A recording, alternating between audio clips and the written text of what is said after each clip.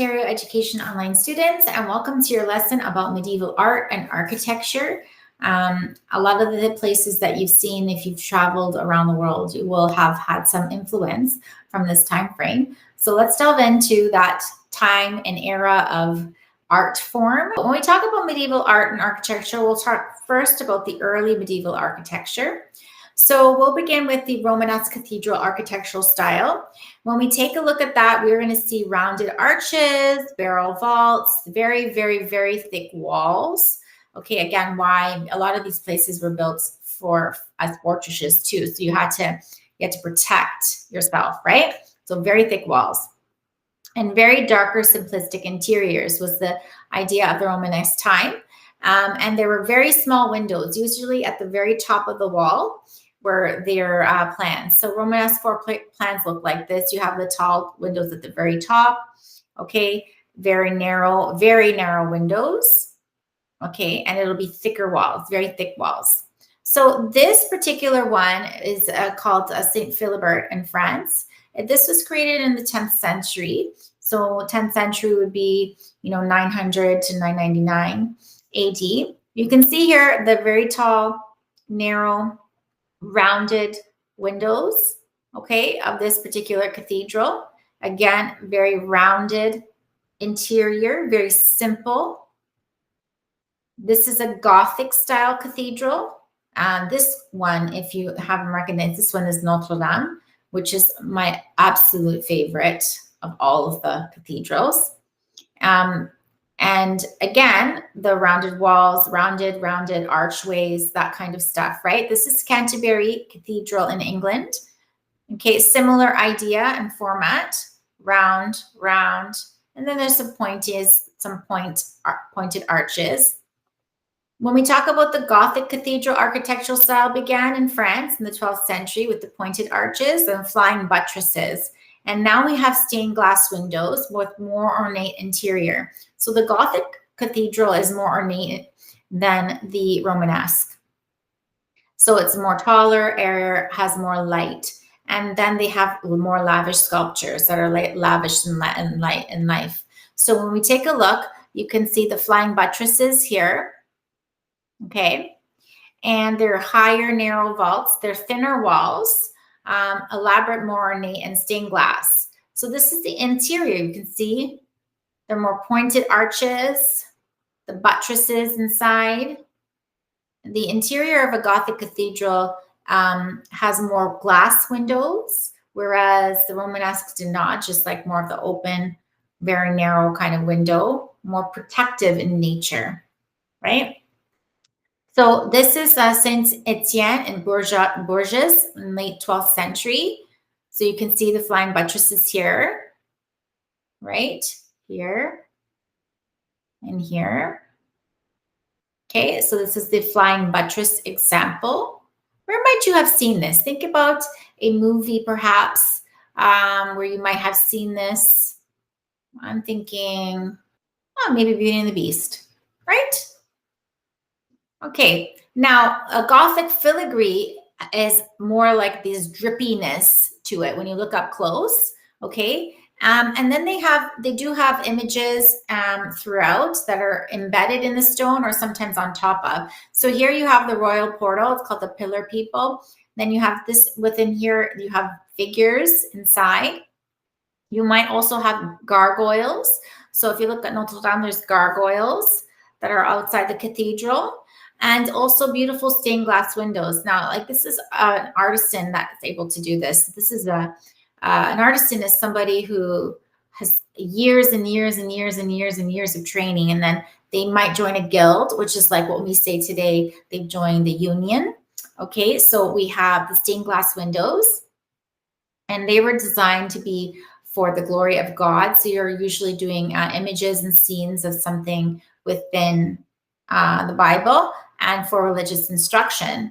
So this is Notre Dame Cathedral, which for me is my favorite of all of them. Then you also have the rose window in the Chartres Cathedral in Paris, almost kind of like a compass in a way. The good, of course, is always beautiful, and the beautiful never lacks proportion is Plato. Remember, Plato, the philosopher, these guys are all big on also mathematics and science as well, too, right? So it's beautiful, but it's proportional, and that's what makes it beautiful. So the rose windows of various kinds, you had different kinds of like the rose window in other cultures as well. You'll see here, even too, in the Buddhist faith, how it's designed. The original design, it looks like a snowflake, right? And then in a labyrinth-like look in 1200. And the Chartres Cathedral is planned for all the rose windows. You can see every single window planned out. Can you imagine the amount of time, effort, and skill it would have taken to make something like this?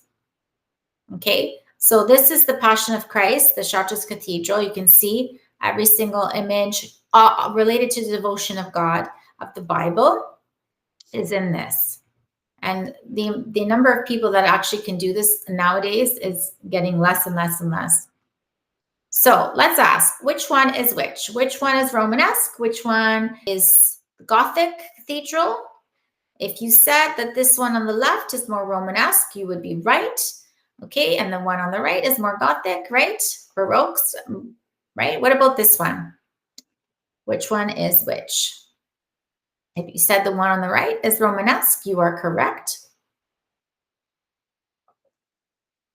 Which cathedral is which? If you said the one on the left is Romanesque, you are correct, right? This is more Gothic.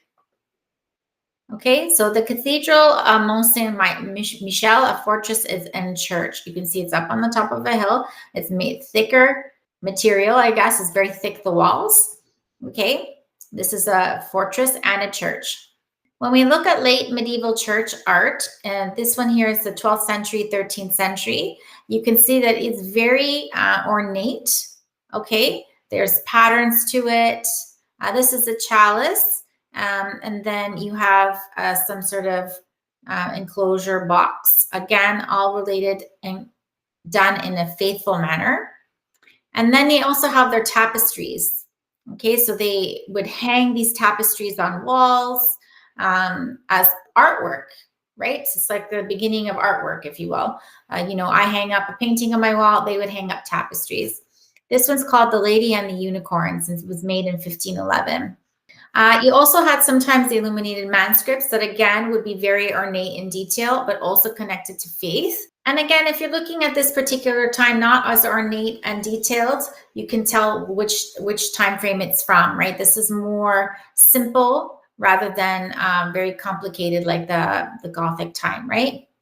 This is the Gregorian chant written in music form. And in terms of medieval embroidery, this is a tapestry. Again, tapestries are supposed to tell a story about something, oftentimes based in faith, right? When we look at late medieval art, you'll see that it's a little bit more colorful, a little more attention to detail here. This is called, this is the Giotto, roughly between 1288, 1292 time.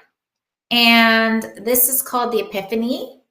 Okay, again, use the same idea with wood and some gold and mixed into it. So always using medieval faith-based themes. We're not going to be painting or doing things that are not really connected to faith. Okay, this is about the crucifixion done in 1305, and this is called the Lamentation. So a lot more detail. Again, focus in artwork is on faith, right? And this connection you'll see when you take the West in the World course, which is like a continuation of history in grade 12. You will notice that they go in when we talk about the Renaissance and the purpose of the artists, what they're painting.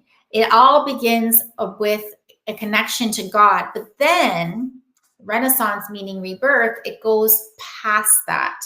It starts to become of the body, about the body, and separate and further away from the church. But the medieval time was a focus on church art. Okay, so there's our lesson. Again, if you have any further questions, please send me an email. Otherwise, have a great day.